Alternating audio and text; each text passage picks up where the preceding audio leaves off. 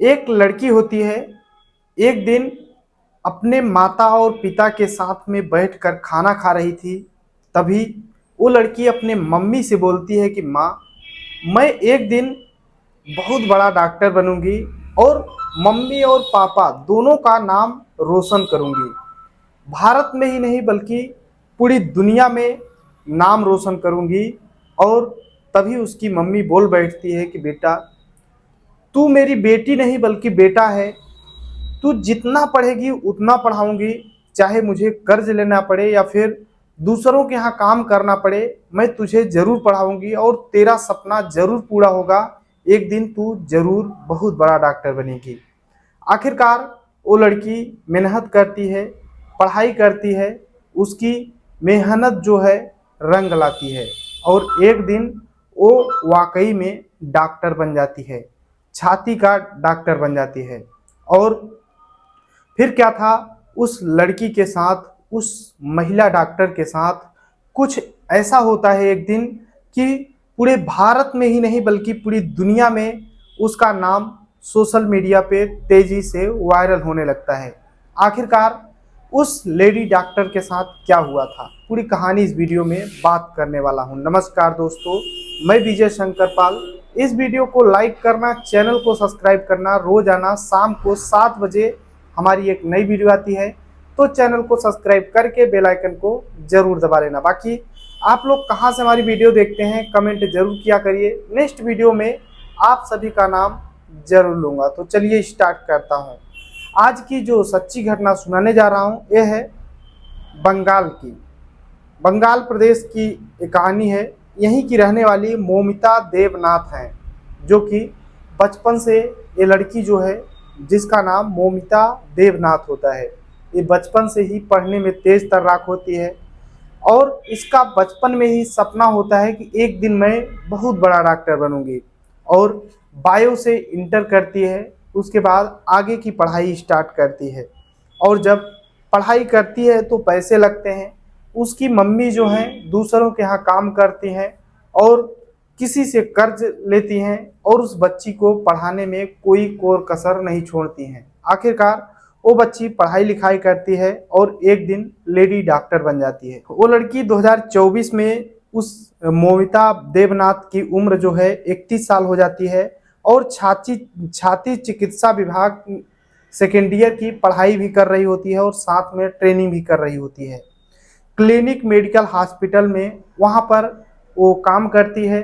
8 अगस्त 2024 की बात होती है। रात को 11 बजे जो मौमिता देवनाथ है वो अपने माँ के पास फ़ोन करती है और बोलती है कि मम्मी, क्या हाल चाल है तुम्हारा। तभी उसकी माँ बोलती है कि बेटा सही है, तेरी तबीयत कैसी है। और जो मौमिता देवनाथ है अपने माँ से बोलती है कि माँ, मेरी तबीयत सही है, तुम अपना ख्याल रखना।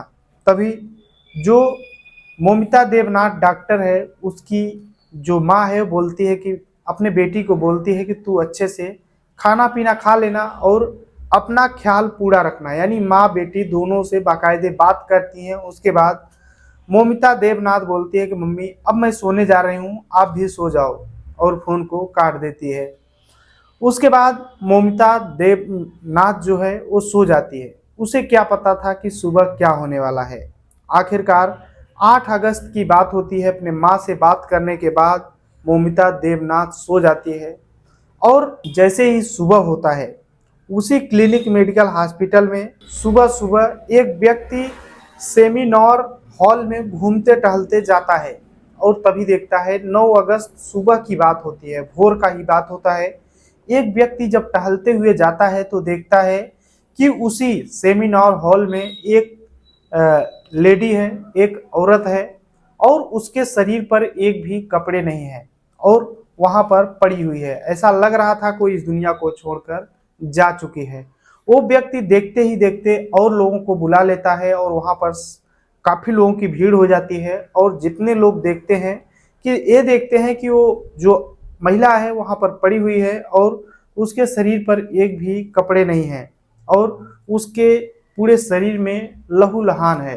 अब जैसे ही वो व्यक्ति देखता है ये नज़ारा, पुलिस को फ़ोन कर देता है। मौके पर पुलिस आती है और उस महिला की जो लाश है उसे अपनी कस्टडी में ले लेती है। उसके बाद जांच पड़ताल शुरू हो जाता है।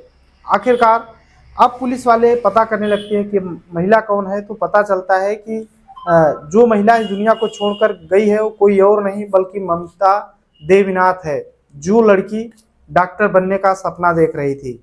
आखिरकार सभी के मन में यही सवाल होता है कि आखिर उस लेडी डॉक्टर के साथ हुआ क्या, उसके शरीर पर एक भी कपड़े क्यों नहीं हैं, और खून क्यों बिखरा, या फिर किससे झगड़ा हुआ, ये चीज़ें अब पता करने की कोशिश।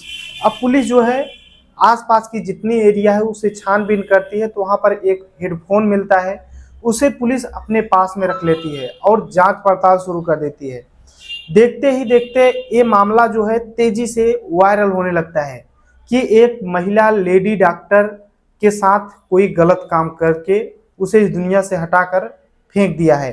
आखिरकार सभी डॉक्टर धरना प्रदर्शन करने लगते हैं और बीजेपी के जो भी वर्कर होते हैं वो भी धरना प्रदर्शन करने लगते हैं और पूरी तरह से मामला टूर पकड़ लेता है। अब पुलिस के ऊपर प्रेशर पड़ने लगता है कि आखिर किसने इस लेडी डॉक्टर के साथ गलत काम किया, अब जांच पड़ताल होनी चाहिए।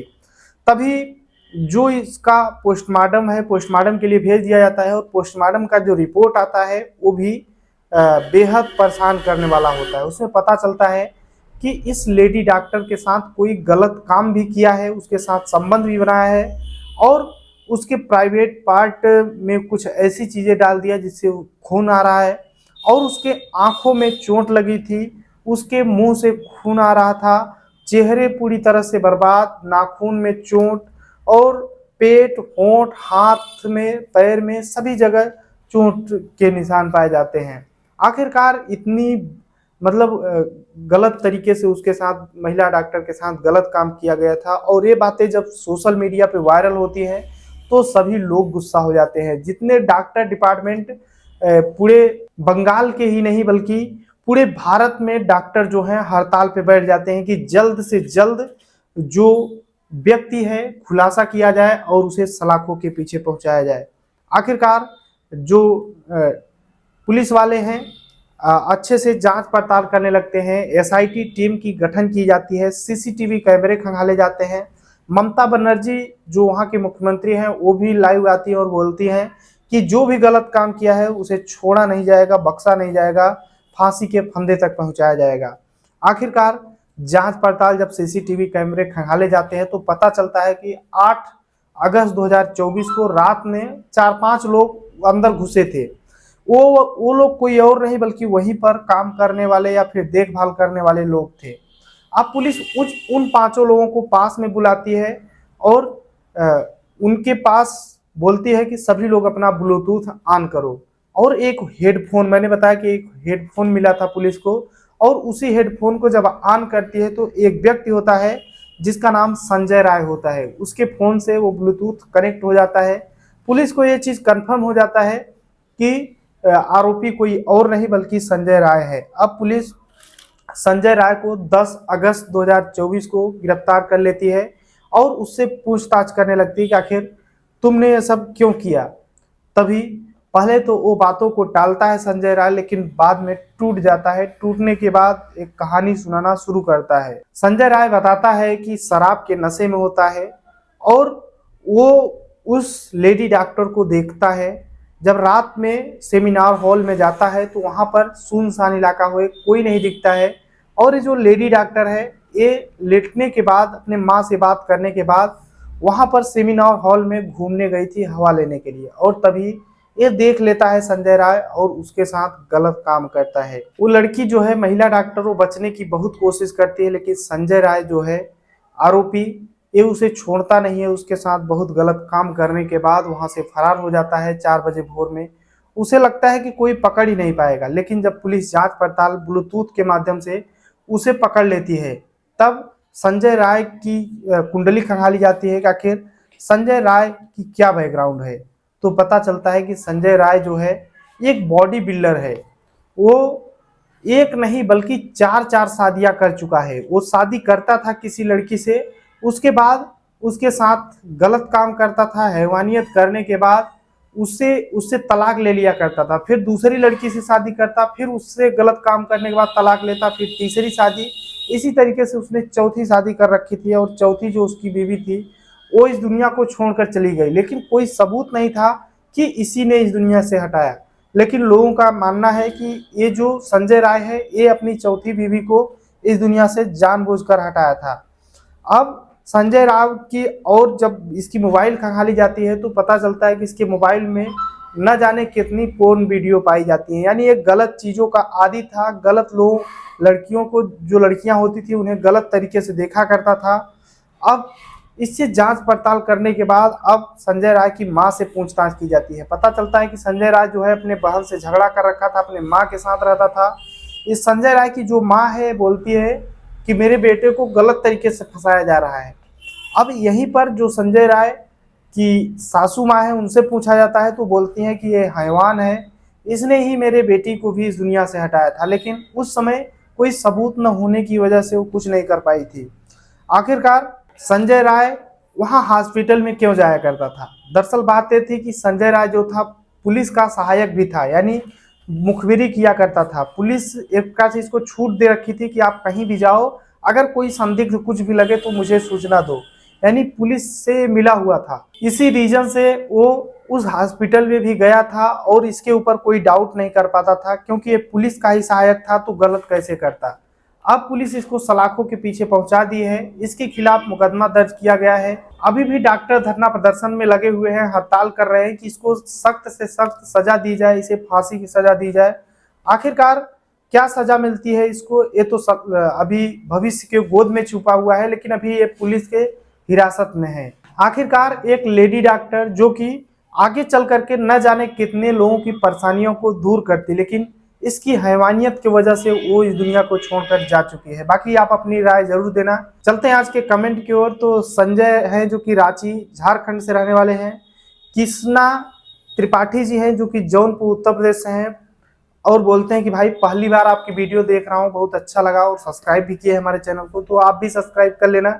बाकी पिंटू रंजन जी हैं जो कि औरंगाबाद बिहार से हैं, राजेश कुमार है जो कि मेघवाल कोटा राजस्थान से है, दिलीप पांडे काशीपुर उत्तराखंड से, अशोक बिश्नोई बीकानेर राजस्थान से, रामलाल बघेल जो कि बाड़मेर राजस्थान से, जेठाराम प्रजापत राजस्थान से। सभी को तहे दिल से शुक्रिया। मिलते हैं इस वीडियो में, तब तक के लिए जय हिंद, वंदे मातरम।